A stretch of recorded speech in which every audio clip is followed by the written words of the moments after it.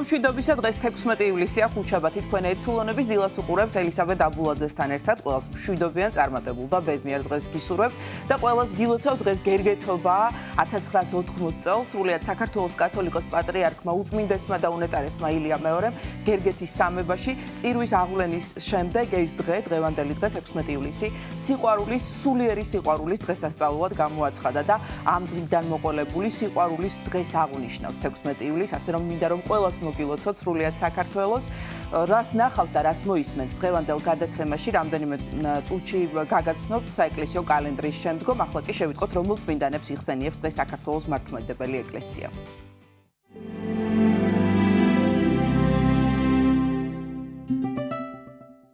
16 ივლისს წმინდა მართლმადიდებელი სამოციქულო ეკლესია აღნიშნავს გერგეტობას და მოიხსენიებს ღირს გიორგი ღმერთშემოსილს ღირსი გიორგი მთაწმინდელის მოძღვარს, წმინდა მოწამე იაკინթե რომაელს, წმინდა მოწამეებს დიომიდეს, ევლამპის, ასკლიპიოდოტეს და გოლინდუხტს, წმინდა მოწამეებს მოკის და მარკოს, ღირს ალექსანდრეს, მღვიძარეთა სავანის და მაარსებელს, წმინდა ანატოლის, კონსტანტინეპოლელ პატრიარქს. დღევანდელი დღის მფარველი წმინდანების ლოცვით და მეოხებით უფალმა დაიცვას და დაიფაროს სრულიად საქართველო. ამინ.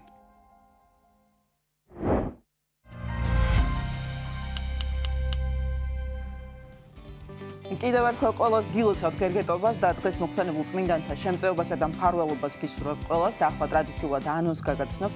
ჩვენი გადაცემის პირველი სტუმარია სოფელ არბოში მდებარე წმინდა გიორგის სახელობის ტაძრის წინამძღვარი დეკანოზი გიორგი კარელიძე. მოძღვართან ერთად ვისაუბრებთ სულიერი სიყვარულის შესახებ. დღეს როგორც მოგახსენეთ 16 ივლისს არის გერგეტობა და სწორედ ამ დღეს პატრიარქმა ილია მეორემ სულიერი სიყვარულის დღე დააწესა. ვისაუბრებთ მალტის ქართული კულტურის ცენტრისა და საქართველოს კინოაკადემიის ერთობლივი პროექტის შესახებაც, რომელიც შემოდგომაზე კუნძულ მალტაზე გაიმართება. თემაზე სასაუბროდ შემოგვიერთებიან მალტის ქართული კულტურის ცენტრის დამფუძნებელი ირინა ცერცვაძე და რეჟისორი პროფესორი საქართველოს კინოაკადემიის საერთაშორისო ურთიერთობების მიმართულების ხელმძღვანელი ქალბატონი მანანა ანასაშვილი.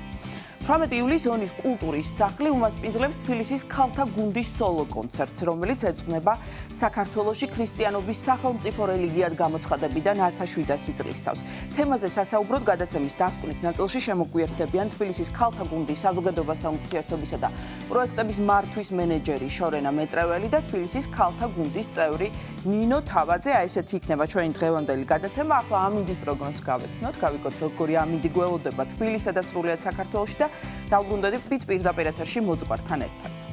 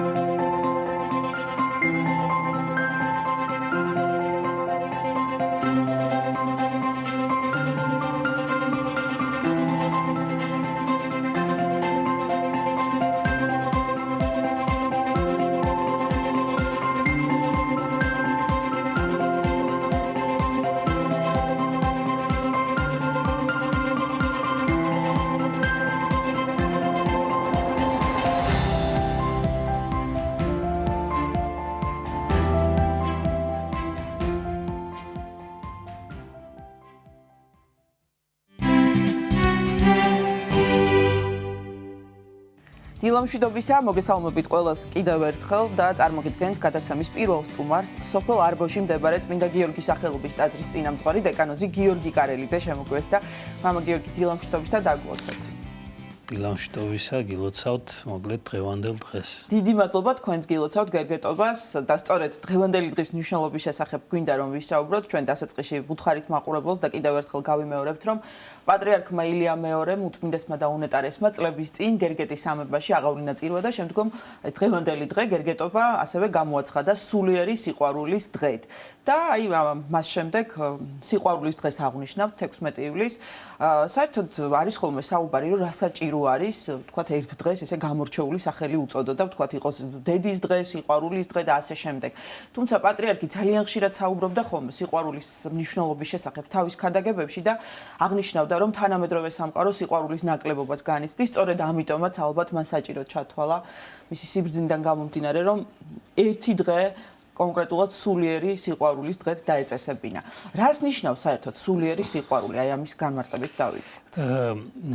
მოკლედ ჯერ პირველ რიგში დიდი მადლობა ნეტარხსენებულ პატრიარქს მოკლედ ილია მეორეს ამ დღის დაწესებისთვის და რა ვთქვათ, აი რატომ იქნა ეს ყველაფერი ვთქვათ დაწესებული ჩემი აზრით, რა თქმა უნდა, ჩვენ ვიღვიძებდით კომუნიზმის მერე და დღესაც ესე აღრეულია სიყვარული ერთმანეთში.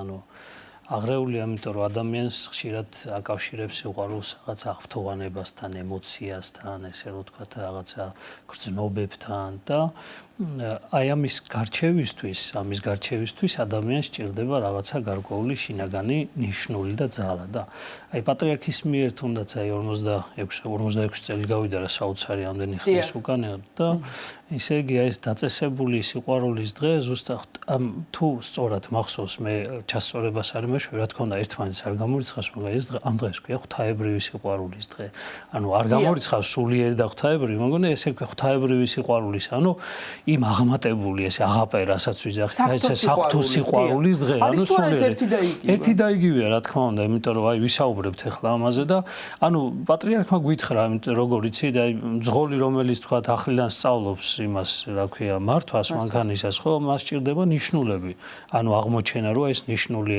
ნიშნავს გაჩერებას ეს ნიშნული ნიშნავს რომ უნდა იარო ადამიანმა და ასე შემდეგ და აი ეს ღვთაებრივი სიყვარულის დადგენის დღე იყო რაღაცა გარკვეული ნიშნული სადაც ჩვენ ყველანი ვჩერდებით და ეს დღე ვფიქრობთ აი ამ ღვთაებრივ სიყვარულზე რომ აი ამ ღვთაებრივი სიყვარულის ისე იგი ფიქრის შემდეგ იქნებ გავაგრძელოთ უკვე ცხოვრებაც ამ ღვთაებრივი სიყვარული და ჩვენ მისმა ცხოვრებამ ზოგადად ეს გვანახა იმიტომ რომ მისი ყველაზე მთავარი მამოძრავებელი ძალა იყო ეს სიყვარული ღმერთის სიყვარული და აი სიყვარული ჩამოქონდა ანუ ღმერთის სიყვარული ჩამოქონდა ადამიანებამდე და ხა შეუძლებელი ადამიანი როდესაც შენ თვითონ ამას განიცდი არ გინდოდეს ეს ყველაფერი სხვამაც განიცადოს და მახსოვს რომ ქართველების ერთ-ერთ ყველაზე დიდ თვისება თვლიდა ხოლმე მისი უწმინდესობა რომ ან ქართველ ადამიანს შეუძლია სიყვარული აი ნამდვილი სიყვარული რასაც მოკლედ საფრთხო სიყვარული და სულიერი სიყვარული ქვია ეხლა რომ უბრალოდ გავამახვილოთ ყურადღება ხა სულიერი სიყვარული რა როგორ შეიძლება აი ადამიანებისთვის გასაგებად რო იყოს დღეს ისეთი რაღა ისე ვთქვათ რომ ადამიანებმა ყველამ შეიძლებაოდეს გაიგოს ანუ ჩვენ ყოველთვის რაღაცა შინაარსს ვეძებთ ჩვენ ცხოვრებაში აი რაღაცა ჩვენ ესე ვართ მოწყობილი რომ მუდმივად წარმატებას ანუ წინსვლას რაღაცაში აი სულ როგორ გითხრათ დილით რომ გავიღვიძებთ რაღაცა გვაკლია სულ რაღაცა კონდეს წინა დღეს თქვა რომ იცი რა აი მე მგონი დღეს ყველაფერი მაქვს მეორე დღეს გაიღვიძებ და მაინც ფიქრობ რომ რაღაცა კიდე გინდა რაღაცა კიდე გჭირდება იმიტომ რომ ადამიანი სულ ამისკენ ანუ უმადურობისკენ არის მიდრე კიდე არა უმადურობისკენ არა პირიქით აი სრულყოფილებისკენ ანუ მეტი სიყვარული უნდა მეტი ბედნიერება უნდა ხა გუშინმა დღემ კი არა გამაბედნიერა გუშინმა რა დღეს კიდე მეტი უნდა იმიტომ რომ 60-იანი მდგომარეობაც ხო ეს არის ანუ ღმერთში მუდმივი ზრდა არის. ანუ არ არის გაჩერება, ხო? პავლე მოციქულიძახის მარადის უკანასა დავიწყებ და წინასა მივწვდები. ანუ სულ წინ მიდის ადამიანი, სულ ახალი და ახალი უნდა. ნუ გააჩნია ხა ადამიანი შემდეგ რას ისახავს მიზნად ამ ახალში და რა არის მისთვის მასაზრდოებელი, თორე აი ჩვენი ეს მოწოდე აი სულ გვინდა რომ რაღაცა წინ მივიდიოთ და შინაარსი შევძინოთ საკუთარ ცხოვრებას და აი ხშირად არის ხოლმე ესეთი რაღაც რომ ჩვენ ამ მიწიერ რაღაცა ისეთ იმებში, გრძნობებში, ემოციებში, ვიღაცასთან რაღაცა ისეთ ურთიერთობებში, იმაში ვეძებთ აი ამ ბედნიერებას და მე მინდა ვთქვა ასეთი რაღაცა. აი ნახეთ, ჩვენში არის აი რა დღეს არის. ანუ სულის რაღაცა ნაწილი და სული, ანუ ნაწილი არა, სულიერი მდგომარეობა ადამიანისა, რომელსაც ვერ ამოავსებს ვერაფერი გარდა სიყვარულისა. და მე ვიტყვი, რომ სამი რაღაცა ჭირდება ადამიანს, რომ ეს სულის, ესე იგი, ნაწილი შეივსოს და მართლა სისავსე იგნოს. პირველი, უნდა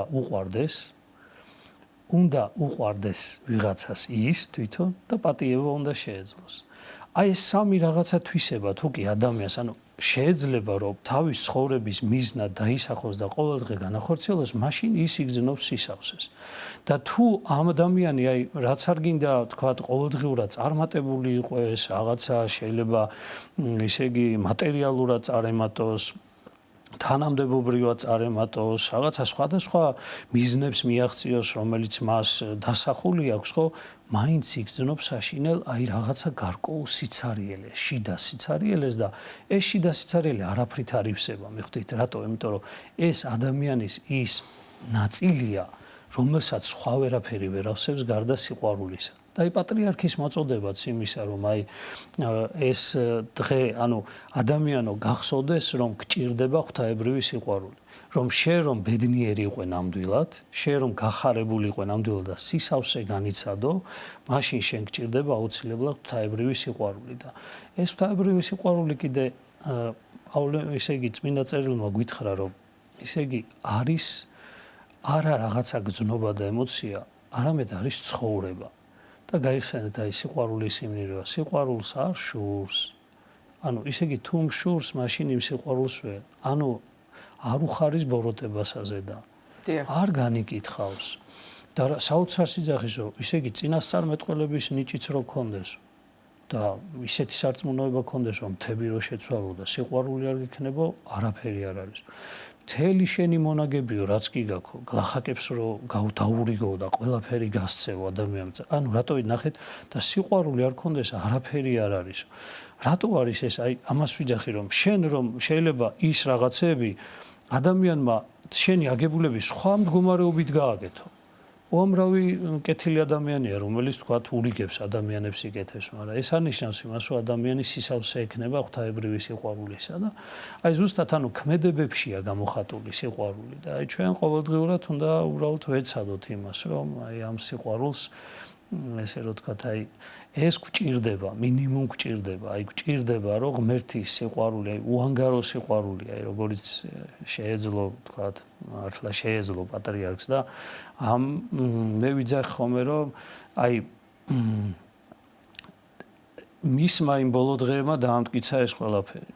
ანუ სიყვარულის პასუხი იყო ეს დამჯერეთ. მე ადამიანი ვნახე მაგალითად აი რომელიც აი საერთოდ მე შევხედე კულტურულად უბრალოდ რა აი რას გულისხმობ მე არავის არ იმაშვები ვაკნებ, მაგრამ აი რო შეხედავდი ახლა ეკლესიასთან მას არანაირი კავშირი არ ქონდა რაღაცა მისი ვიზუალური გამოხედვით რაღაც, მაგრამ იქ იყო და რო უბრალოდ დამაინტერესდა რო კითხე და აი ნახეთ რა თქვა ადამიანმა რა რომ მეო არანაირი ურთიერთობა არ მქონიაო. ბევრჯერ ყოფილა რომ აი რაღაც საკითხებზე ისიც მithქვამს, ესეც მithქვამს, მაგრამო ყოველთვის გძნობდი რომ პატრიარქს უყვარდიო.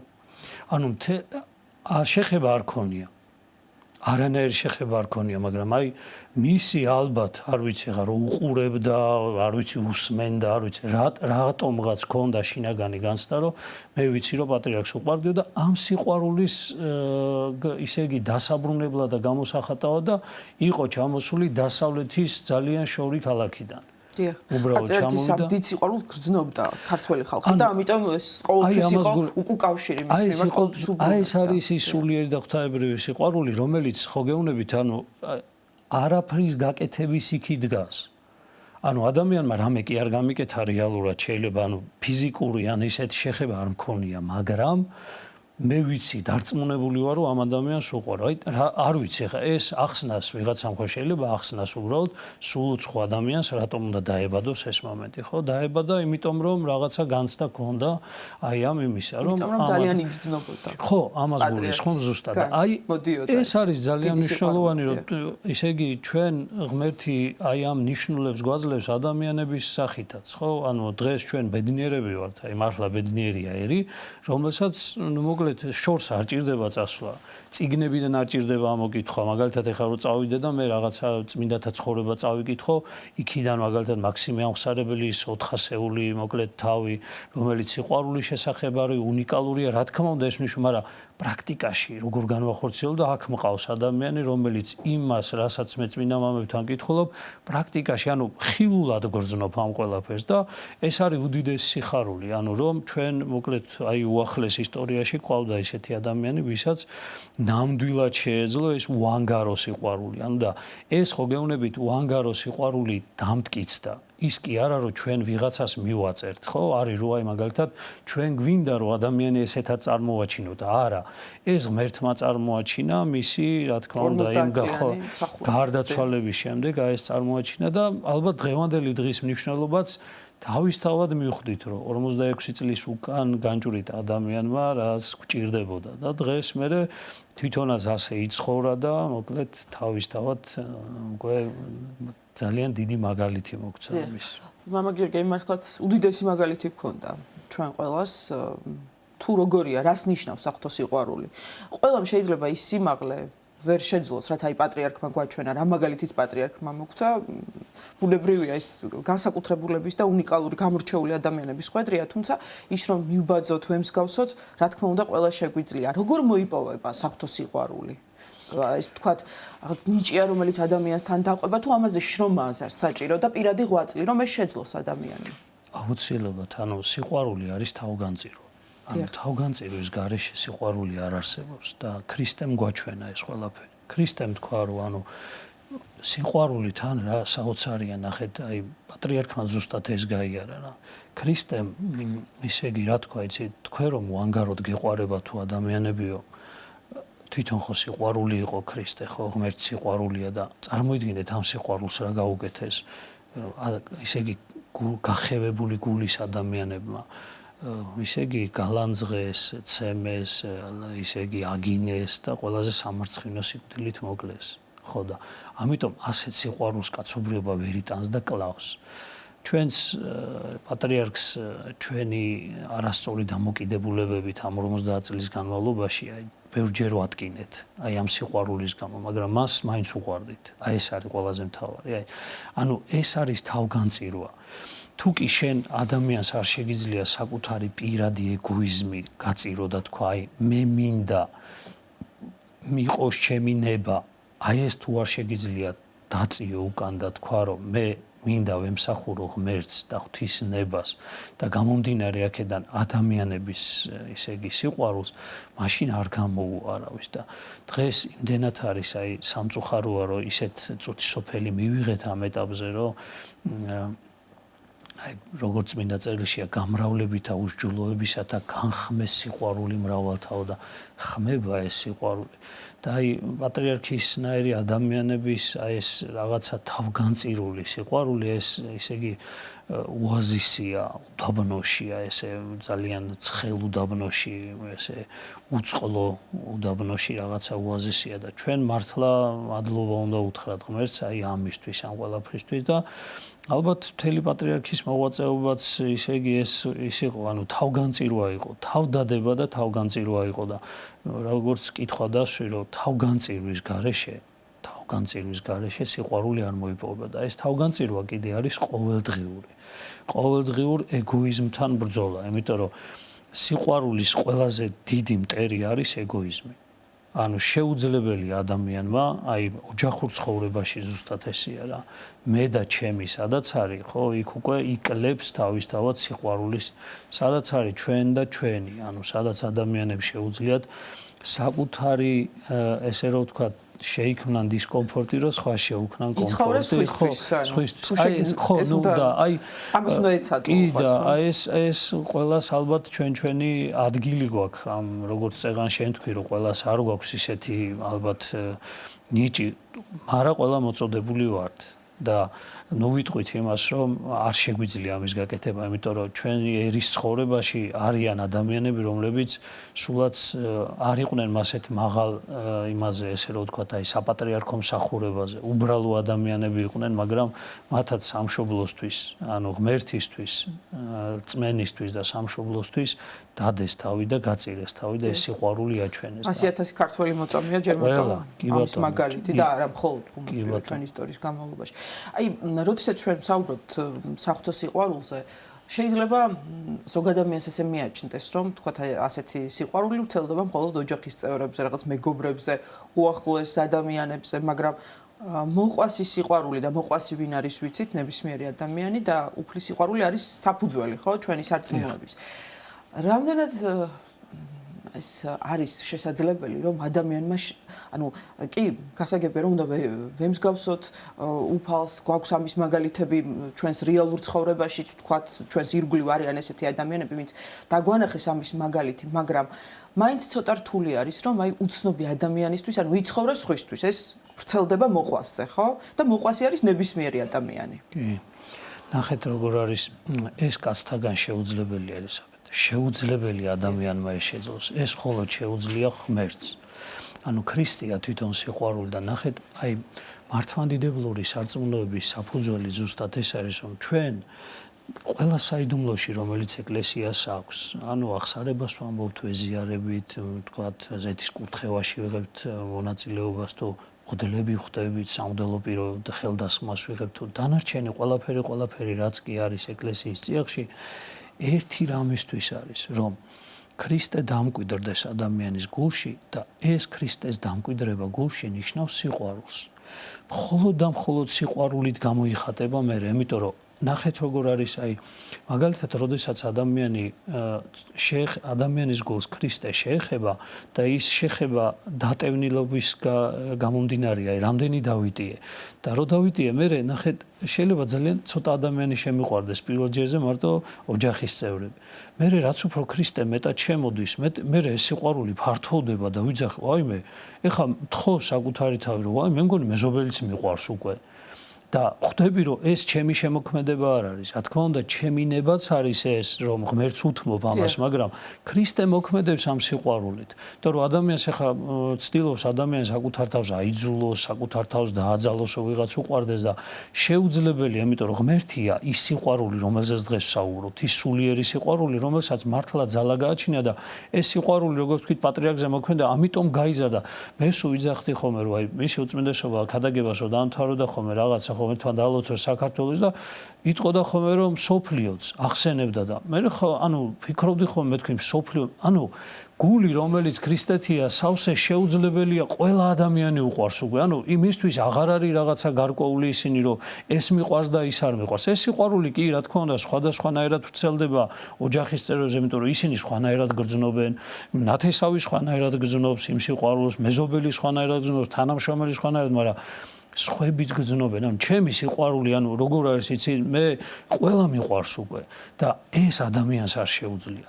და თუ ჩვენ ხედავთ, რომ ადამიანს ეს ამ სიყვარულში წარმატებულია, ვინც არ გინდა იყოს ეს რა, ისე იგი საეკლესიო წოდებასაც არ გინდა ისე იგი მიეკუთვნებოდეს უბრალო მრევლი თუ მოკლედ რაღაცა უფრო მაღალი მსახურებაზე მოწოდებული ადამიანი მხოლოდ და მხოლოდ ამით განისაზღვრება სიყვარული როგორი აქვს ანუ რამდენად წდება ეს სიყვარული ადამიანებს იმდენად არის ქრისტე მის გულში ანუ იმდენად, იმიტომ რომ ეს ადამიანისგან შეუძლებელია, აი შეუძლებელი კაცთაგან შესაძლებელია ღვთისამიერ, აი მხოლოდ და მხოლოდ ეს არის და თუ ქრისტეს დაუთმობთ ჩვენ საკუთარ გულს და მივცემთ საშუალებას, რომ ის დამკვიდრდეს ჩვენს გულში, მაშინ აი ეს სიყვარული რაღაცა საოცრად ისე იგი ფართოვდება მერე და მე მახსენდება მამა პაისის იმითია თუ გახსოვთ, რომ ისე იგი იმაზე იჯდა და ტიროდა შესასვლელში ერთ დღეს მონასტრისა და დედები მივიდნენ და დედა ესა მამო რატო ტირი ხარო და ვინც კიო მსოფლიოშიო ქალებიო მოკლედ აბორცი კეთებენო ჩემი ბრალია და მამები ეუნებიან რომ შენი ბრალი როგორ არის და ნახე რა სიძახშია და მე რომ კარგი ბერი ვიყო და კარგად ვლოცულობდეო მათთვისო ისინი ამას არ გააკეთებდნენ. ანუ ეს სიყვარული გაწვდა, ხომ ყველა ჭირს გაწვდა. იმდენად ჩაწვდა იმ ადამიანების ტკივილსაც, რომ თქვა, რომ ისე იგი ეგეც კი ჩემი ბრალიაო, მე უფრო მეტად მეტი სიყვარული უნდა მქონდეს და მეტი ლოცვა უნდა შემეძლოს. აი ეს შეუძლია მხოლოდ და მხოლოდ რას?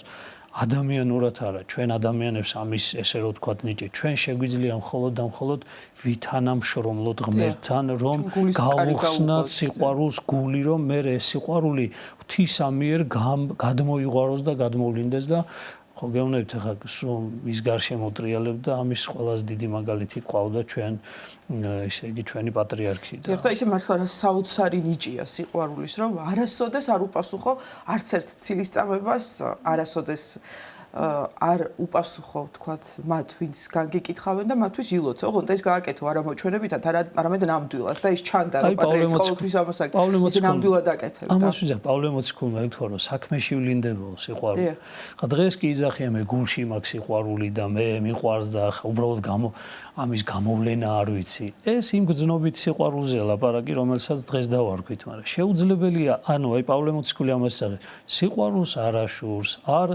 ქედმაღლობს არ განიკითხავს აი გვეუბნება და ანუ თუ ჩვენ ხედავთ რომ ადამიანი იმ მისგან გაღებულ სიყვარულზე დაბრუნებულ აგრესიას და განკითხვას და იმას პავლე მოციქულის გავსად პასუხობს მაშინ უკვე გასაგებია რომ ის ღვთაებრივი სიყვარული მოქმედებს იმიტომ რომ ადამიანურად შეუძლებელია აი მითხარით ბოლოს როდის იყო რომ ისე იგი ვიღაცამ რაღაცა სიტყვა დაგვახვედრა წინ და ჩვენ ისე იგი იმ წუთში არ წამოვენთეთ და არ გვინდოდა რომ გვეპასუხა ხო ნუ იქ გააჩნია ადამიანს ეხა რას გეუბნებიან სადღაც ჩვენს გვაქვს ის მაგრამ გონებაში მაინც დაუპირისპირდებით და ხო და ახლა წარმოიდგინეთ ეხა რაც პატრიარქმა მithumetes ბოლო წლებში გაიარა თვითონ რაც გაიარა და ადამიანს არ დაცდენია რაღაცა მსგავსი რაღაც და რამხელა სტანდარტი დაგვიდო წარმოიდგინეთ აი რამხელა თამასა დაგვიდო ეს მარტო მღვდლებს და მე ისე ვიტყოდი ჩვენს სამთავრებსაც და ყველას ანუ ეკლესიას დაგვიდო საქართველოს ეკლესიას ისეთი სიყვარულის თამასა დაგვიდო რომ უბრალოდ აი მე ვიძახი რომ ყველა ალბათ ჩვენს მოღვაწეობას მას შეადარებს აი მას შეადარებს ოღონდ რა თქმა უნდა მრევლი გორნიერი უნდა იყოს რომ სწორი შედარება შეძლოს რაში უნდა შევადაროთ ხო ანუ ეს შედარება და ყველაზე დიდი რაც პატრიარქთან შეიძლება ჩვენ ნებისმიერი შევადაროთ და ანუ თამასა გავწიოთ ეს არის ეს აი უანგარო სიყვარული და მსახურება ადამიანისა მისთვის მე მახსოვს აი ქადაგებაში ერთხელ უკრაინის აღარ მახსოვს საიუბილეო ის იყო და კიევში იყო ლიტურგია და იქ იყვნენ მრავალი პატრიარქი იყო და 7 წუთიანი დაახლოებით ქადაგება აქვს 7 წუთიანი და ლაპარაკობდა რას ეუბნებოდა რომ ადამიანზე დიდი ღირებულება არაფერი არ არისო რა ანუ ადამიანი და ადამიანის სიყვარული აი 7 წუთი ლაპარაკ ამაზე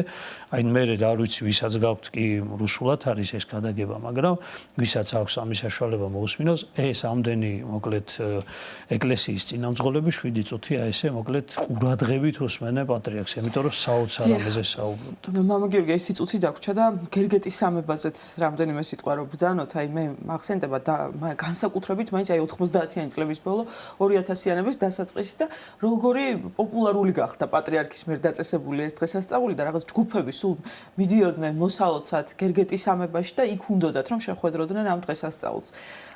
პატრიარქი ამ ულამაზესი კუთხიდან არის, ამ ულამაზესი კუთხის შვილია და სწორედ აქ ამ ტაძარში წირვის შემდეგ როგორც დასაწყისში აღნიშნეთ დააწესა სიყვარულის სულიერი სიყვარულის დღესასწაული.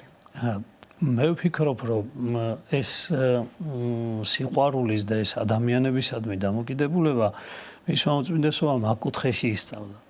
და ამიტომაც ლოგიკურიც იქნებოდა იმისა რომ ანუ იმ სიმაღლიდან რასაც გერგეთის სამება ქვია და რაღაც მართლა საოცარი მშვენება არის ჩვენი სამშობლოსი და თავისთავად საქართველოს ეკლესიისა ნუ აი როგორ გითხრათ თითქოს იმ სიმაღლიდან დაუშვა ეს სიყვარული რა ანუ ეხ სიყვარული აი როგორც ღმერთმა დაუშვა სიყვარული ზემოდან ქვემოთ, აი ესე რაღაცა თითქოს ქართველ ერზე ზემოდან დაუშვა და ეს იყო მისთვის ძალიან მნიშვნელოვანი, იმიტომ რომ იმ კუთხის შვილია იქ არის აღზრდილი და მინდა გითხრათ ერთი ორჯერ ვარ ნამყოფი და რამოდენიმე ადამიანთან გამოლაპარაკებული ვარ და მართლა საოცარი ადამიანები არიან. ეს საოცარი რაღაცა კუთხეა და საოცარი ადამიანები არიან და ალბათ ერთ-ერთი კუთხეა, ვისაც ეს სიყვარული შეუძლია მოკლედ ჭარბად გამოხატოს ადამიანის მიმართ. ძალიან დიდი მადლობა მამა გიორგის საინტერესო საუბრისთვის. სოფელ არბოში მდებარე წმინდა გიორგის სახელობის ტაძრის წინამძღვარი დეკანოზი გიორგი კარელიძე საუბრობდა სტუდიაში. ახლა ლოცვის დრო არის, ერთად მოვისმინოთ 7 გზის ლოცვა, ლოცვა 9 საათზე და დავუბრუნდებით პირდაპირ ეთერში. დიდება მაღალთაში ნომერცა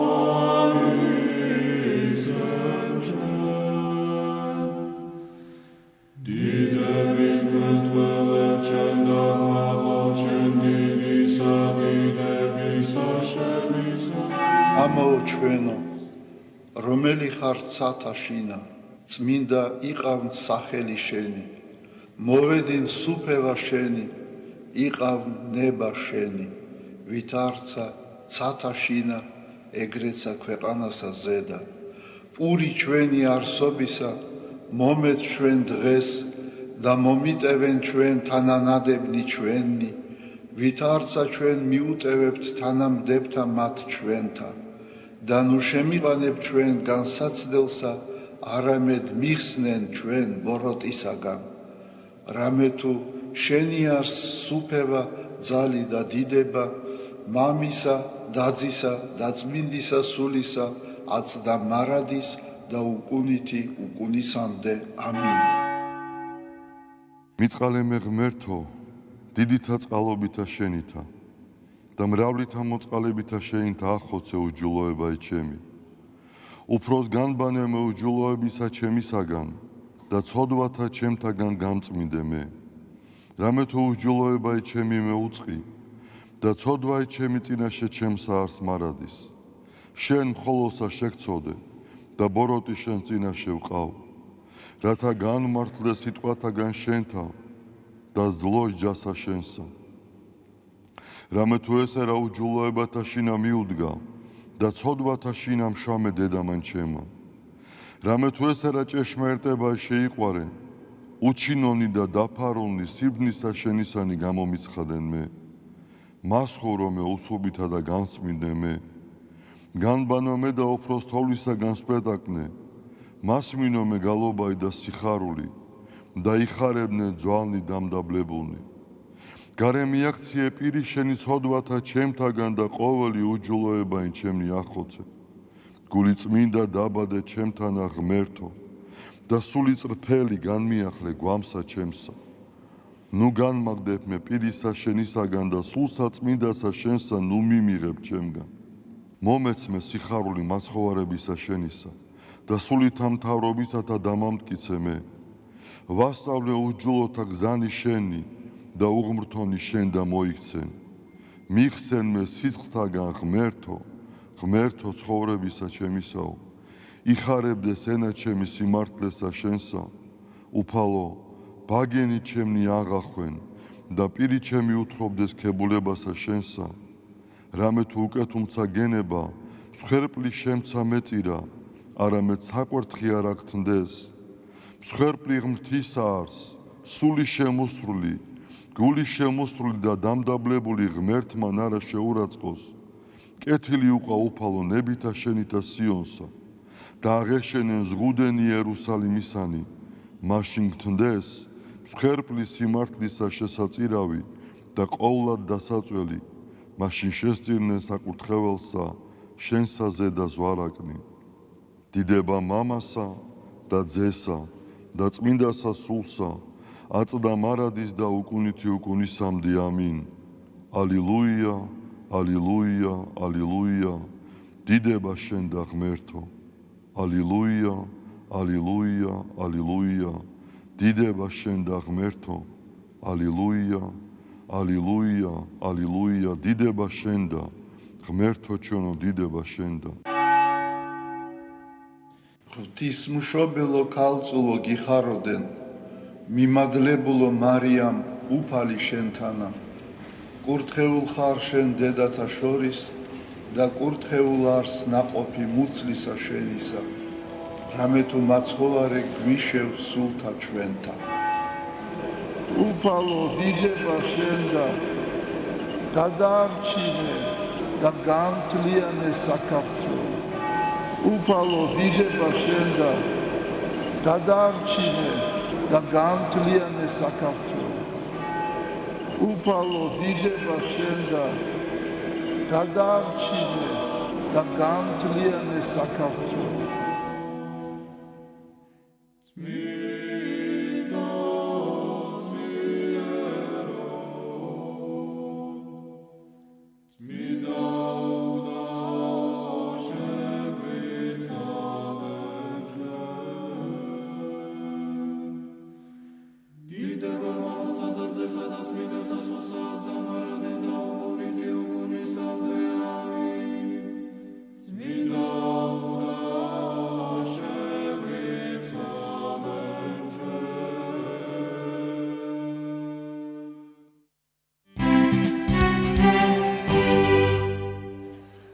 მოგესალმებით ყველას კიდევ ერთხელ დავაგრძელებთ გადაცემას. ახლა ვისაუბრებთ მალტის ქართული კულტურის ცენტრისა და საქართველოს კინოაკადემიის ერთობლივი პროექტის შესახებ, რომელიც შემოდგომაზე კუნძულ მალტაზე გაიმართება. თემაზე სასაუბროდ შემოგვიერთდნენ მალტის ქართული კულტურის ცენტრის დამფუძნებელი ქალბატონი ირინა ცერცვაძე და რეჟისორი პროფესორი საქართველოს კინოაკადემიის საერთაშორისო ურთიერთობების მიმართულების ხელმძღვანელი ქალბატონი მანანა ანასაშვილი. მოგესალმებით ქალბატონი მანანა, ქალბატონი ირინა, მადლობა ჩვენთან მობრძანებისთვის და მინდა მოგილოცოთ დღევანდელი დღე. ეს არის სულიერი სიყვარულის დღესასწაული, გერგეტობა, დღესასწაული, რომელიც პატრიარქმა ილია მეორემ წლების წინ დააწესა. დიდი მადლობა, ჩვენს გილოცავთ. დიდი მადლობა. ყველას მაყურებელს ულოცავთ. ძალიან საინტერესო თემაზე უნდა ვისაუბროთ. Cinebridge, ასე ქვია ქალთა საერთაშორისო ფესტივალს, რომელიც პირველად ჩატარდება ოქტომბერში კუნძულ მალტაზე და სწორედ აი ამ ფესტივალის შესახებ გვინდოდა რომ გვესაუბრა ქალბატონი მანანა, როგორც ვიცით, თქვენი იდეაა ქალთა საერთაშორისო კინოფესტივალის დაარსება, რატომ ქალთა ფესტივალი საინტერესოა, ასევე სახელწოდებასთან დაკავშირებითაც მინდოდა მეკითხა, ძალიან საინტერესო Cinebridge, ანუ კინოხიდი, ხო? ეს ქართულად რომ თარგმნოთ და ზოგადად რა არის ფესტივალის არსი და მიზანი? დავიწყებ იცით იმითი რომ რატომ თქვენ დამისვით შეკითხვა რატომ ქალთა ქალი კინორეჟისორების ფესტივალი. იმიტომ რომ ამ ინდუსტრიაში ქალები ძალიან ცოტაა და იმიტომ რომ ამითი ჩვენ გვინდა დავეხმაროთ ქალებს. ცნობილი ფაქტი არის, რასაკვირველია, ხა ნორმალურია, რომ როდესაც ქალის ფილმი იქნება, რეჟისორის ფილმი, ქალია თუ კაცი არ აქვს მნიშვნელობა, გამარჯვებული რომელიმე ფესტივალზე, მას უფრო მეტ ნდობას გამოუცხადებენ და უფრო მეტი შანსი აქვს, რომ შემდეგი ფილმი მოიპოვოს, ხო, დაფინანსება შემდეგი ფილმისთვის. ქალები აი მარტო ოსკარებს რო გადავხედოთ, ხო? წელს ჩატარდა 92 ოსკარის ცერემონიალი, ოსკარს იმიტომ ვამბობ, რომ ყველაზე პრესტიჟული ჯილდოა მსოფლიოში და ყველა იღებს მონაწილეობას, მათ შორის თუ არა ინგლისურენოვანი ფილმი არის კიდე ნომინაცია საუკეთესო უცხოენოვანი ფილმის. სულ 3 ქალს აქვს მიღებული ოსკარი 98 ცერემონიის განმავლობაში, დაჯილდოების განმავლობაში. ამაზე ახლა დავფიქრდი. დიახ, და ეს კეთრინ ბიგელოუ არის პირველი, რომელიც მხოლოდ 2010 წელს მიიღო პირველად ქალმა კინორეჟისორმა კეთრინ ბიგელოუ, მერე მიიღო ხლოე ჟაუმ და ნუ ესეც განსაკუთრებული იყო, იმიტომ რომ პირველი აზიელი, წარმოშობით აზიელი თორე ამერიკაშია ხლოე ჟაუმ და მერე მიიღო ჯეინ კემპიონმა, რომელიც სხვა შორის მანამდე ნომინირებული იყო არაჩვეულებრივი ფილმით პიანინოთი 93 წელს, მაგრამ არ მისცეს როგორც საუკეთესო რეჟისორს და აი 2022 წელს მიიღო. აი 3 ოსკაროსანი ქალი რეჟისორია მხოლოდ 98 დაჯილდოების ფონზე. ეხლა რატომ ისმება კითხვა, რატომ არის ცოტა ქალები კინოინდუსტრიაში?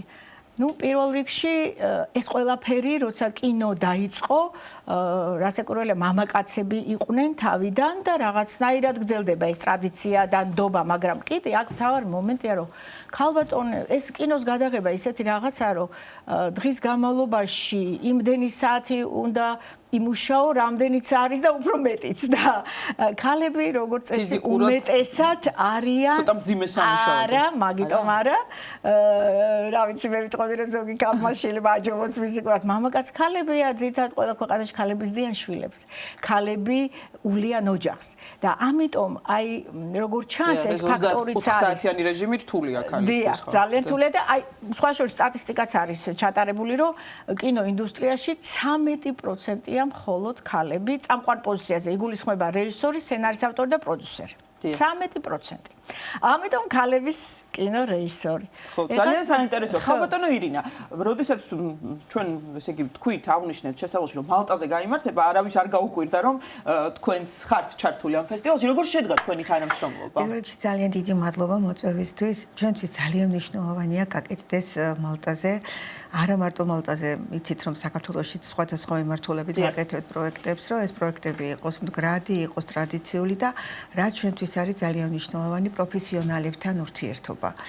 ჩვენთვის ეს არის ძალიან დიდი პატივი და მინდა ვისარგებლო თქვენი ეთერით და უღრმესი მადლობა გადაუხადო საქართველოს კინოაკადემიას, ბატონ ნიკოლოს, ქალბატონ მანენას ძალიან დიდი ნდობისთვის, იმიტომ რომ ეს არის ძალიან დიდი პასუხისმგებლობა, როდესაც ესეთ ნდობას გიცხადებენ და აქვთ სურვილი, რომ ერთობლივად გაკეთდეს პროექტი და ჩვენ არაერთი პროექტი გავახორციელებთ ერთობლივად და ძალიან დიდ მხარდაჭერას ვგრძნობთ ჩვენ ამით. და სწორედ აქედან გამომდინარე, როდესაც ქალბატონმა მანენას გაუჩნდა ეს იდეა, რა თქმა უნდა, ეს ყველაფერი არის ქალბატონი მანენას იდეა და სურვილი, ანუ ეს იყო ჩვენთვის იმდენად მნიშვნელოვანი, იმდენად აი რაღაცა ძალიან გაგვიხარდა, რა თქმა უნდა, მეც და ქალბატონ მაკასაც და ერთობლივად დავაფუძნეთ ორგანიზაცია კულტურის ხიდი, რომელიც რა თქმა უნდა განახორციელებს როგორც სხვადასხვა მიმართულებით პროექტებს, ასევე აი ახლა კონკრეტულად უკვე ოქტომბერში გაიმართება ეს კინოფესტივალი, ქალების კინოფესტივალი საერთაშორისო არის კინოფესტივალის სიახლე არის, ხო? რა თქმა უნდა, ჩვენთვის ეს არის ძალიან დიდი სიახლე და ეს ძალიან დიდი სურვილი იყო, რომ ამ მიმართულებითაც, რა თქმა უნდა, ისევ და ისევ გავმეორდები პროფესიონალებთან ერთად, მათი რეკომენდაციებით, მათი შეხედულებებით, მათი მიმართულებებით ამ ყველაფრის გაკეთება და რა თქმა უნდა, ეტაპობრივად ამ ყველაფერს უკვე ვაკეთებთ. დაწყებულია ძალიან ბევრი საქმიანობა, როგორც მალტაზე, ასევე საქართველოში და ამ ფესტივალის განსხვავებულობა არის ის, რომ გარდა იმისა, რომ ეს არის ქალების კინო საერთაშორისო ფესტივალი, ჩატარდება როგორც მალტაზე, ასევე საქართველოში. მალტა მოგეხსენებათ, მალტაზე კინოინდუსტრია არის ძალიან ფართოდ განვითარებული, მათი მხრიდანაც არის ძალიან დიდი მხარდაჭერა და მე ვფიქრობ, რომ ძალიან ბევრი ნიჭიერი ქართველი ხელოვანი, ქალბატონი, ასევე სტუდენტები შეძლებენ, რომ თავიანთი შემოქმედება კიდევ უფრო ფართო მასშტაბით იქნეს წარდგენილი. აი, ქალბატონმა ირინამ აღნიშნა, რომ კულტურის ხიდია და სინებრიჯი, ანუ კინო ხელოვნების ხიდი და ჩვენ სინებრიჯი, ანუ კინოხიდი, ხო, ძალიან საინტერესო სახელი არის ფესტივალის. ჩვენ ორგანიზაციას ქვია ხელოვნების ხიდი. და ჩვენი მომავალში ვგეგმავთ არამხოლოდ კინოს თვალსაზრისით, სხვადასხვა საერთაშორისო პროექტების გაკეთებას, არამედ ხელოვნების სხვა დარგების თვალსაზრისითაც, ხოლო ამ ფესტივალს დიახ ქვია სინებრიჯი, ანუ კინოს ხიდი, კინოს საშუალებით სხვადასხვა კინოინდუსტრიებს შორის ხიდის გადება, ადამიანებს შორის, რომლებიც კინოში მუშაობენ, ახალგაზრდების წახალისება და ასე შემდეგ. ეს არის ხიდი, რომელიც კულტურებს შორის გაამყარებს ურთიერთობას, ურთიერთპატივისცემას, თანამშრომლობას, რაც მთავარია. აი ეს არის, იმიტომ რომ დარწმუნებული ვარ, რომ როდესაც ქალბატონი კინორეჟისორი იქნება ეს თუ სტუდენტი გოგონა კინორეჟისორი თუ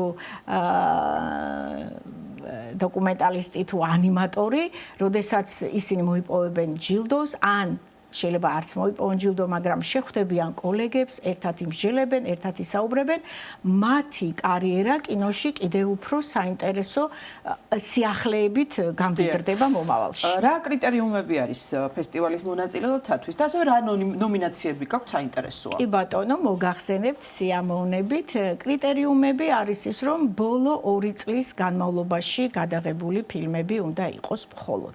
ესე იგი, უფრო ადრე გადაღებულ ფილმებს ჩვენ ვერ მივიღებთ ფესტივალისთვის და ნომინაციები გვაქვს ასეთი: საუკეთესო მხატვრული ფილმის რეჟისორი ქალბატონი, საუკეთესო ანიმაციური ფილმის რეჟისორი ქალბატონი, საუკეთესო სტუდენტური ფილმი და აი ფიქრობთ, რომ დოკუმენტური, საუკეთესო დოკუმენტური გადავწყვეტ ახლო მომავალში, აი რამოდენიმე დღეში ესეც იქნება თუ არა. აქვე აუცილებლად უნდა ვთქვა, რაც შეეხება საუკეთესო სტუდენტური გოგონას ფილმებს, ესეც დიდი წახალისება და დიდი მე ვთვლი, რომ დახმარება იქნება ამ მომავალი კინორეჟისორი ქალბატონებისთვის და ძალიან მადლობა დიდი უნდა გადაუხადო დიდი მადლობა ბატონ გიორგი შალუტაშვილს, თეატრისა და კინოს უნივერსიტეტის რექტორს, რომელიც ასევე იქნება ჩვენი მხარდამჭერი. ჩვენ უკვე გვაქვს რამოდენიმე განაცხადი უკვე სტუდენტური ფილმების ჩვენი თეატრალური უნივერსიტეტიდან.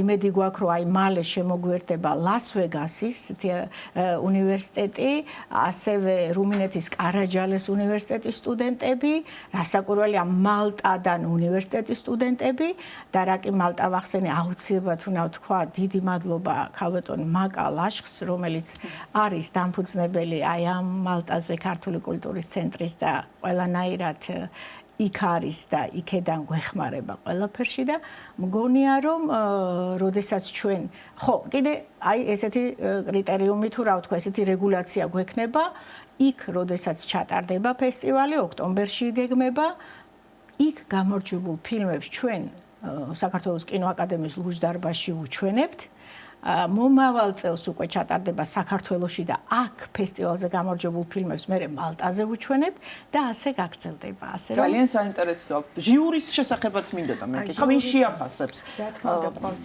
მონაწილეებს ჟიური როგორც რა თქმა უნდა თავად რა თქმა აი ამ ყველაფერს როგორც თვითონ ფორმატი რა თქმა უნდა ამ ყველაფერს ორგანიზებას აკეთებს საქართველოს კინოაკადემია და რა თქმა უნდა ჟიურში იქნება საერთაშორისო ჟიური რომლებიც ამაში აფასებენ როგორც სხვადასხვა წევრები სხვადასხვა ქვეყნიდან იქნებენ არის ძალიან დიდი გამოხმაურება უკვე გვიკავშირდებიან როგორც ქალბატონო მანენა ბრძანებს უკვე თვითონ მალტაზე ხელოვნების ინსტიტუტი უნივერსიტეტი არის უკვე დაინტერესებული ამ მიმართულებით და მათაც გამოთქვეს სურვილი რომ აი თლიან პროცესში მიიღონ რა თქმა უნდა ეს მონაწილეობა და მე ვფიქრობ საკმაოდ საინტერესო პროექტი გამოვა და მე ვფიქრობ ეს არის ძალიან კარგი როდესაც ესეთი ბევრი ქალბატონების წახალისება ხდება აი ამ მიმართულებით ეხლა ჩვენმა გუნდმაც VPR ჯგუფმაც დაახლოებით 1 წლის წინ ასეთი პროექტი გააკეთა ცოცხალი არქივი, რაც გულისხმობდა 2 დოკუმენტური ფილმის გადაღებას.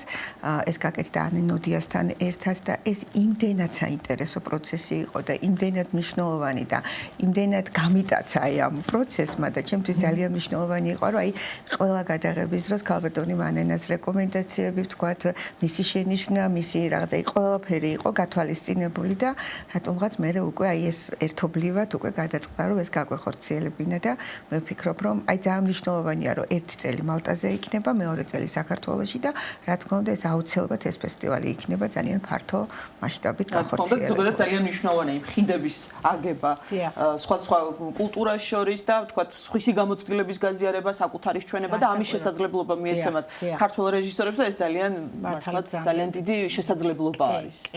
მე აქვე მინდა ხარ გამოვიდეს რომ ერთმანეთს ვაქებთ, მაგრამ მადლობა მოუხადო ირინას, იმიტომ რომ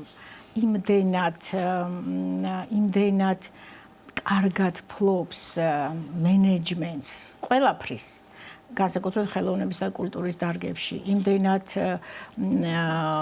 ერუდირებულია, იმდენად მონდომებულია, რომ აი შეგიძლია ენდო ბოლომდე და თვითონაც რომ გვენდო ძალიან დიდი მადლობა ამ თანამშრომლობისთვის. აი ამ თანამშრომლობაც არ არის ერთად ვაკეთებთ ამას ყველაფერსა.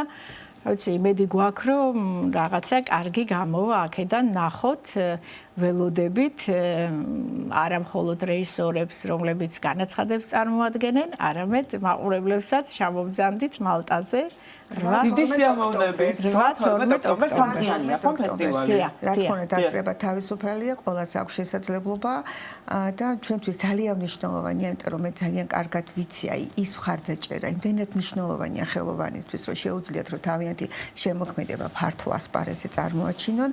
მე ვფიქრობ, რომ ეს არის ძალიან კარგი შესაძლებლობა და განსაკუთრებით კიდევ ერთხელ ძალიან დიდი მადლობა თეატრალურ უნივერსიტეტს, ბატონ გიორგის, რომ აი ეს სტუდენტები აი ესე ფართოდ არიან წარმოდგენილი ჩვენს კინოფესტივალზე, რომელსაც ქვია ძალიან კარგი სახელწოდება სათაური, რომლის idეის ავტორი არის ქალბატონი მანენა სინებრიჩი. ძალიან დიდი მადლობა თქვენ ჩვენთან მობრძანებისთვის, გისურვებთ წარმატებას. და მაყურებელს კი ვეტყვი, რომ ჩვენი გადაცემის სტუმრები იყვნენ მალტის ქართული კულტურის ცენტრის დამფუძნებელი ქალბატონი ირინა ცერცვაძე და რეჟისორი პროფესორი საქართველოს კინოაკადემიის საერთაშორისო ურთიერთობების მიმართულების ხელმძღვანელი ქალბატონი მანანა ანასაშვილი. ახლა მცირე ვიდეო რგოლი უნდა შემოგთავაზოთ და დავუბრუნდებით პირდაპირ ეთერში.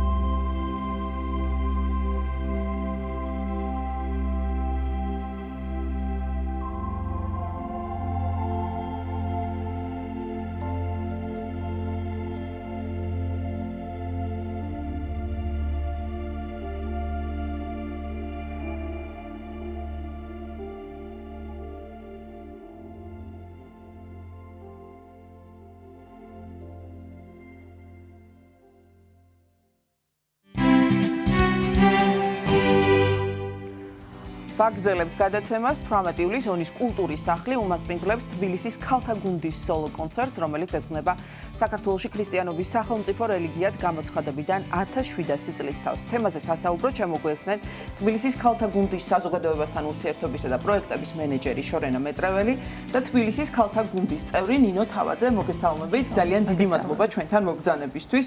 ვიდრე უშუალოდ ამ კონცერტზე ვისაუბრებთ, რომელიც რაჭაში გაიმართება და რომლისთვისაც დარწმუნებული ვარ განსაკუთრებულად ემზადებით. გუშინელ კონცერტზე არ შემიძლია არ გკითხოთ. გუშინ შედგა ეროვნული სიმფონიური ორკესტრის 100 წლის იუბილე, სადაც მიიღეთ მონაწილეობა და სწორედ ამით დავიწყოთ თქვენი ემოციები, რომ გაგვიზიაროთ. დიახ, პირველ რიგში ძალიან დიდი მადლობა გადაცემაში მოწვევისთვის. დიახ, გუშინ შედგა ეროვნული სიმფონიური ორკესტრის 100 წლის საიუბილეო სეზონის დახურვის გრანდიოზული კონცერტი. მთელი წელი იყო საიუბილეო, მოგეხსენებათ მნიშვნელოვანი თარიღი 100 წლის იუბილე. უნდა აღინიშნოს, რომ გუშინ შესრულდა ბეთჰოვენის მე-9 სიმფონია ეროვნულ სიმფონიურ ორკესტრთან და გაერთიანებულ გუნდთან ერთად და ძალიან მნიშვნელოვანი და საამოყვა ჩვენთვის, რომ ამ გუნდში მღეროდა თბილისის ქალთა გუნდიც, ასევე ივანე ჯავახიშვილის სახელობის თბილისის სახელმწიფო უნივერსიტეტის სტუდენტური კაპელა, ეროვნული სასახლის ახალგაზრდული კაპელის ვაჟთა შემადგენლობა და საოპერო გუნდის მომღერლები, ასევე მოწვეული სოლისტები. ძალიან ესეთი გრანდიოზული ღონისძიება იყო, ხარისხიანი და გემოვნებიანი მუსიკით ბეთჰოვენზე ვსაუბრობთ და ასევე აღინიშნა ის ფაქტიც, კონცერტის დირიჟორი გახლდათ კახი სოლომიშვილი და მან რეპეტიციებზე გვითხრა ესეთი რაღაც, რომ 100 წლის წინ, როდესაც ეროვნული სიმფონიური ორკესტრი შეიქმნა, პირველი ნაწარმოები, რომელიც შესრულდა, ყოფილა სწორედ ბეთჰოვენის მე-9 სიმფონია და ძალიან სიმბოლურია. ნამდვილად. შესაბამისად, აი ამ ინფორმაციამ კონცერტში მონაწილე თითოეული მუსიკოსი, შემსრულებელი, მომღერალი თუ ორკესტრანტი, რაც განსხვავებული და უფრო ამაღლებული განწყობით ავსო და კონცერტიც იყო ასევე შესაბამისი ხარისხის. ნინო, თქვენ რას დაამატებთ? დავამატებდი, რომ აღსანიშნავია ასევე, რომ აი ამ საიუბილეო სეზონის განმავლობაში ჩვენ ასევე მონაწილეობა მივიღეთ საიუბილეო სეზონის დასაწყისში, ანუ ამ სეზონის გახსნით კონცერტზე, სადაც შესრულდა მალერის მე-5 სიმფონია და აქაც ჩვენთვის ძალიან დიდი პატივი იყო ამ კონცერტში მონაწილეობის მიღება და კიდევ ერთხელ გულოცავთ ორკესტრს 100 წლის საიუბილეო სეზონს. მართლაც დიდი პატივი იყო ორივე ამ კონცერტში მონაწილეობის მიღება და უდიდესი სიამოვნება. რაც შეეხება რაჭას და ონს და კონცერტს, რომლისთვისაც ემზადებით და რომელიც 18 ივლისს გაიმართება. შორენა, მოგვიყევით, როგორია სამზადისი, როგორი რეპერტუარი გექნებათ, რა შესრულდება? დიახ. 18 ივლისს ონის მუნიციპალიტეტის გიგა ჯაფარიძის სახელობის ონის კულტურის სახლი უმასპინძლებს თბილისის ქალთა გუნდის სოლო კონცერტს. უნდა აღინიშნოს, რომ ეს კონცერტი უკავშირდება საქართველოს გაქრისტიანებიდან 1700 წლის იუბილესად მიმზღვნილ ღონისძიებებს. როგორც ვიცით, წლის განმავლობაში არაერთი კულტურული მოვლენით აღინიშნება ეს მნიშვნელოვანი თარიღი და შესაბამისად ჩვენი პროექტიც ამ კონკრეტულ თარიღს უკავშირდება. ტრადიციულად თბილისის ქალთა გუნდი მრავალფეროვანი რეპერტუარით წარსდგება მსმენელის წინაშე და განსაკუთრებულად ვემზადებით ცხადია ამ კონკრეტული კონცერტისთვის და ერთგვარად ეს კონცერტი ჩვენი წლევანდელი შემოქმედებითი წლის ერთგვარი შეჯამებაა ფაქტობრივად. შესაბამისად კონცერტის რეპერტუარში პროგრამაში თავი მოუყარეთ რჩეულ საგუნდო ნაწარმოებებს, მათ რომელსაც იმ ნაწარმოებებს, რომელიც ყველაზე მეტად უყვარს და მოსწონს ჩვენს მსმენელს და ძალიან დიდი იმედი გვაქვს, რომ რაჭველი მსმენელიც ისიამოვნებს ამ კონკრეტული კონცერტით. დასწრება თავისუფალია და ველით დიდი სიყვარულით ყველას. ნინო, თქვენ რას გვეტყვით? როგორც აღინიშნა, სეზონის დასკვნითი კონცერტია ერთ-ერთი და ესეც მინდა აღნიშნო, რომ ჩვენთვის პატივია, რომ ამ უმნიშვნელოვანეს ისტორიულ მოვლენას ჩვენი წილი პატივი შეგვიძლია მივაგოთ და დიდი სიამოვნება და ერთგვარად შემაჯამებელი კონცერტი იქნება ამ ძალიან ნაყოფიერი საკონცერტო სეზონის, რომელიც თბილისის ქალთა გუნდმა ჩაატარა. და შემიძლია მოგიყვეთ იმის შესახებ, თუ რითი იყო ეს სეზონი. დიახ, აუცილებლად მინდოდა მეკითხა, რომ აი შემოქმედებითი წელის დახურვა არის და ამაზეც მეკითხა, რომ რამდენად წარმატებული იყო და ძირითადი მომენტები, თქვათ, რისი გაზიარებაც გინდათ ჩვენთან და მაყურებელთან. მე მგონი ერთ-ერთი ყველაზე ნაყოფიერი წელი იყო თბილისის ქალთა გუნდის მოღვაწეობის ისტორიაში. როგორც მახსოვს 21 კონცერტი ჩატარდა სულ მთელი სეზონის განმავლობაში. სეზონი დაიწყო ძალიან მნიშვნელოვანი მოვლენით თბილისის ქალთა გუნდისთვის. ეს იყო გუნდის პირველი საერთაშორისო გასვლა, ასე ვთქვათ, გასვიზიტო კონცერტები, გასტროლი, დიახ, მილანის საერთაშორისო საგუნდო მუსიკის ფესტივალზე, რომელმაც დიდი წარმატებით ჩაიარა და მთელი სეზონისთვის ძალიან დადებითად დაგმოხტა. და ასევე სეზონის განმავლობაში მივიღეთ მონაწილეობა ჩვენთვის ტრადიციულ ღონისძიებებში, როგორც არის გორის საგუნდო მუსიკის ფესტივალი, თბილისის საგუნდო მუსიკის ფესტივალი, რომლებსაც ყოველ წელს მე პირადად ძალიან დიდი სიხარულით ველოდები, იმიტომ რომ ყოველთვის საგუნდო მუსიკის დიდი ზეიმია ხოლმე. და ასევე რეპერტუარი გავამდიდრეთ, გავაფართოვეთ ჩვენს ხელმძღვანელთან ომარ ბურდულთან ერთად.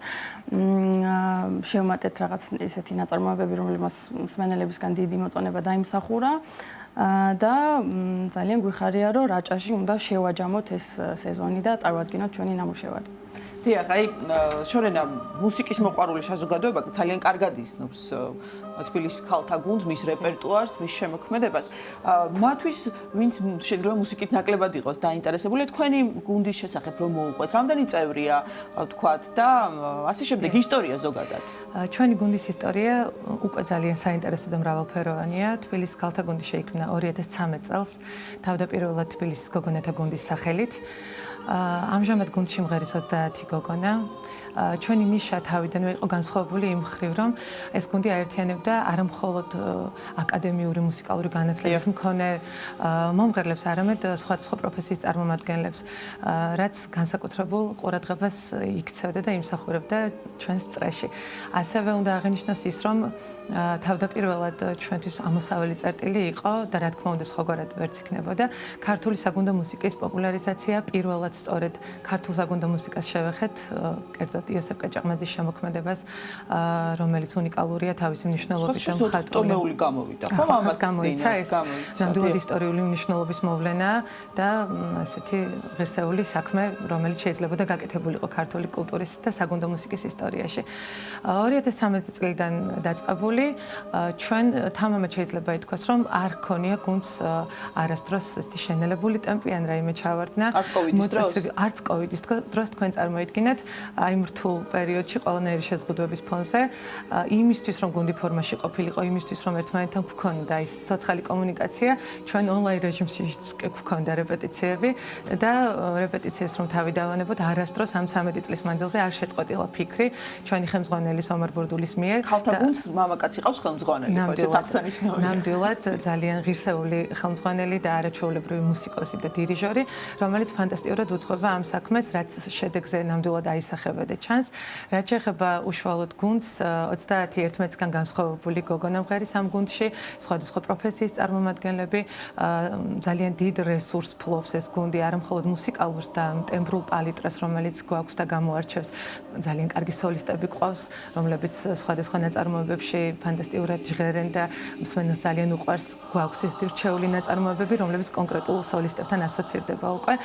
და გარდა ქართული მუსიკისა, რა თქმა უნდა, ჩვენს რეპერტუარში მნიშვნელოვანი ადგილი უჭირავს მსოფლიო საგუნდო მუსიკის რჩეულებს, სხვადასხვა ქვეყნის კომპოზიტორების ნაწარმოებებს და აქვე აი განვლილ წელზე ვსაუბრობდით და ფაქტობრივად უნდა ითქვას, რომ წლევანდელი ეს შედეგი 21 კონცერტი, რომელიც საკმაოდ დიდი რაოდენობის საკონცერტო აქტივობებია, გამოდის ისე, რომ წლიდან წლამდე ჩვენ თვითონვე ვუწესებთ ჩვენს თავს გარკვეულ თამასას, რომ ყოველი შემდგომი წელი უფრო და უფრო მეტად აქტიური იყოს, უფრო მეტად დატვირთული მასშტაბური ღონისძიებებით და ისეთი მნიშვნელოვანი პროექტებით, რომელიც არ მხოლოდ ქალთა გუნდის ისტორიისთვის იქნება საინტერესო და სასარგებლო, არამედ საქართველოსთვის, ჩვენი ქვეყნის სახელისთვის და ქართული კულტურისთვის, რომლის მნიშვნელოვანი ნაწილია ქართული საგუნდო მუსიკა. რა თამასა გაქვთ მომავალი შემოქმედებითი წლისთვის და რა გეგმები, ესეც საინტერესოა. გეგმები, რა თქმა უნდა, ყოველთვის ისახება ხოლმე წინასწარ გარკვეული ნიშნით. უნდა აღინიშნოს, რომ ოქტომბერში თბილისის ქალთა გუნდი ხდება 13 წლის და შესაბამისად გეგმავთ და ვეცდებით, რომ ღირსეულად აღნიშნოთ ეს თარიღი, ისე როგორც ჩვენ შეგვეფარება და გვინდა.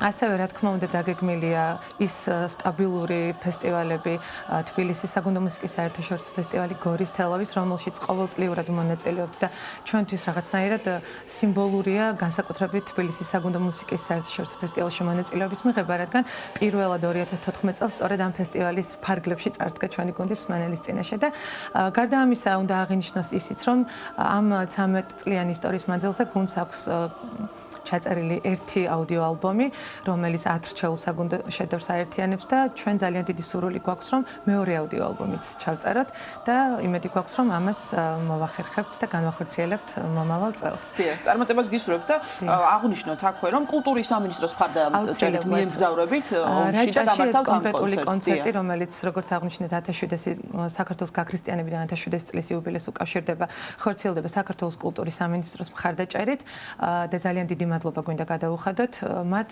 ამ კონკრეტულ პროექტის მხარდაჭერისთვის და ზოგადადაც იმიტომ რომ მთელი წლის განმავლობაში ჩვენ გუნდს არაერთი მნიშვნელოვანი და მასშტაბური პროექტი განუხორციელებია სწორედ კულტურის სამინისტროს მხარდაჭერით. მადლობა მათ და ქალბატონ მინისტრს თინათინ რუხაძეს. დიახ და თქვენ აღნიშნეთ რომ რეპერტუარი იქნება უკვე კარგად ცნობილი სიმღერებით შექმნილი მსმენელისთვის, მაყურებლისთვის, მაინც რომ გაგვიზიაროთ ჩვენს ესე იგი კონკრეტულად რა ნაწარმოებებზე საუბრობთ. კონკრეტულად რა თქმა უნდა საგუნდო მუსიკის კონცერტი თან სოლო კონცერტი ვერ ჩაივილი და იოსებ კეჭაყმაძის მუსიკის გარეშე რამდენიმე ნაწარმოებს შევასრულებთ მისი შემოქმედებიდან შეგვიძლია დავასახელოთ ყოველთვის საყვარელი აქედან და შენამდე სადაც სოლისტები არიან თავად ხელმძღვანელი ომარ ბურდული და ჩვენი არაჩვეულებრივი მარია ელენე ბეჟაშვილი იოსებ კეჭაყმაძის მუსიკიდან გვექნება ასევე ქორალი შემოდგომა რა თქმა უნდა უცხოური მუსიკაც გვექნება წარმოდგენილი და სხვათა შორის არა მხოლოდ აკადემიური ჟანრის არამედ მაგალითად Beatles-ის Blackbird შეუძლიათ მოისმინონ დიახ ქალთა გუნდის თვის მორგებული არანჟირებით და ზოგადადაც ვფიქრობ რომ განსაკუთრებით რეგიონებში სადაც უფრო მნიშვნელოვანია კლასიკური მუსიკის და საგუნდო მუსიკის პოპულარიზაცია ძალიან მნიშვნელოვანია როგორ მივაწვდით საკონცერტო პროგრამას და ვფიქრობთ რომ ეს ძალიან სწორი მიდგომაა რეპერტუარის შერჩევისას რომ არა მხოლოდ აკადემიურ და ისეთ სერიოზულ ნაწარმოებებს მოიცავდეს არამედ სასიამოვნოს და მათთვის უკვე ცნობილს, რომელსაც ჩვენეული ვერსიით და ჩვენეული შესრულებით მოისმენენ. წარმატებას გისურვებთ და დაგვიანონსეთ ნინო კიდევ ერთხელ ვუთხარით მაყურებელს რომ 18-ში ელოდება ონელებს ელოდებათ და არა მხოლოდ ონელებს, ონის სტუმრებს ეს შესანიშნავი საღამო და ძალიან გემოვნებიან მუსიკას მოისმენენ ისინი, რომელ საათზე დაიწყება და კონკრეტულად სად გაიმართება, ესეც კიდევ ერთხელ ვუთხრათ. კი ბატონო, თბილისის ქალთა გუნდის კონცერტი გაიმართება 18 ივლისს ონის მუნიციპალიტეტის გიგა ჯაფარიძის სახელობის კულტურის სახლში 7 საათზე გელით დიდი სიყვარული. დასწრება თავისუფალია. ძალიან დიდი მადლობა გისურვებთ წარმატებას. დიდი მადლობა. თბილისის ქალთა გუნდის საზოგადოებასთან ურთიერთობისა და პროექტების მენეჯერი შორენა მეტრეველი და თბილისის ქალთა გუნდის წევრი ნინო თავაძე იყვნენ ჩვენი გადაცემის სტუმრები. ამით ერთსულოვნების დილა დღეს დასრულდა. მადლობა რომ გვიყურეთ და იყავით ჩვენთან ერთად. გემშვიდობებით სექტემბრამდე, თუმცა ხვალ ერთსულოვნების დილა კვლავ გავა ეთერში. დროებით.